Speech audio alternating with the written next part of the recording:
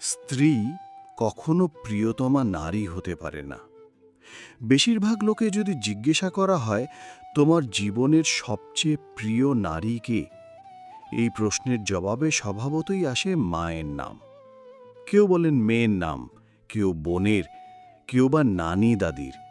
কারণ তারা কোলে পিঠে করে মানুষ করেছেন, আদরে যত্নে বড় করেছেন, নিঃস্বার্থভাবে ভালোবেসেছেন।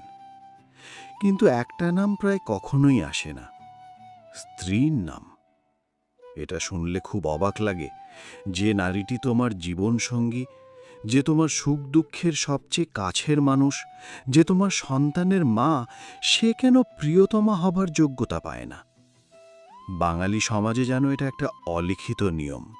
স্ত্রীকে প্রকাশ্যে ভালোবাসার কথা বললে অনেকের কাছে মান সম্মান চলে যায়। লোকে পেছনে বলে বউ পাগল, গিন্নির দাস, জুতোর ফিতা।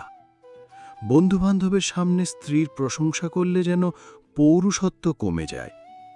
এমন একটা সংস্কৃতি আমরা বয়ে বেড়াচ্ছি, যেখানে স্ত্রীকে ভালোবাসাকে দুর্বলতা হিসেবে দেখা হয়।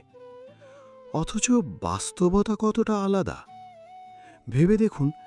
এমন কি কোনো পুরুষ আছে যার অসুস্থতার সময় হাসপাতালের বেডের পাশে সারা রাত জেগে বসে থেকেছে তার স্ত্রী?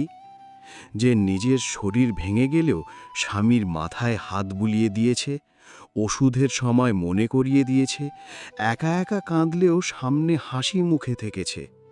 যে মেয়েটি বাবার বাড়ির আরামায়েশ, অভিজাত জীবন, নিজের বিছানা, মায়ের হাতের রান্না, জন্মভূমির সব স্মৃতি ছেলে একটা সাধারণ ছেলের হাত ধরে এসেছে, যার বেতন হয়তো খুবই সামান্য, যে শ্বশুরবাড়িতে প্রথম প্রথম ঝাল তরকারি খেতে গিয়ে চোখে পানি চলে এসেছে, কিন্তু ফোনে বাবার বাড়িতে বলেছে, না না, সব খুব ভালো আছে, তোমরা চিন্তা করো না।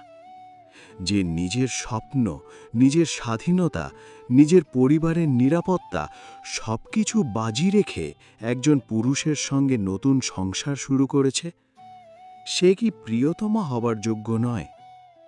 স্ত্রী শুধু সঙ্গী নয়, সে তোমার জীবনের সবচেয়ে বড় বিনিয়োগ। সে তোমার সাফল্যের পেছনের নীরব যোদ্ধা। যখন পৃথিবী তোমাকে ছেড়ে দেয়, তখন সেই তোমার পাশে দাঁড়ায়।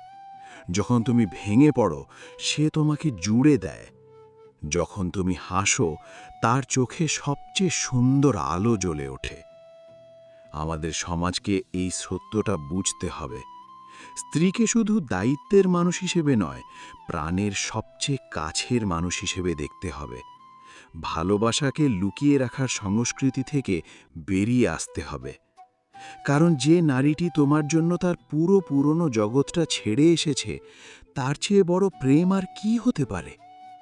স্ত্রী যদি সত্যিকারের সঙ্গী হয়, তাহলে সেই হওয়া উচিত জীবনের সবচেয়ে প্রিয় নারী। এটা কোনো দুর্বলতা নয়, বরং একজন পরিপূর্ণ মানুষ হবার লক্ষণ।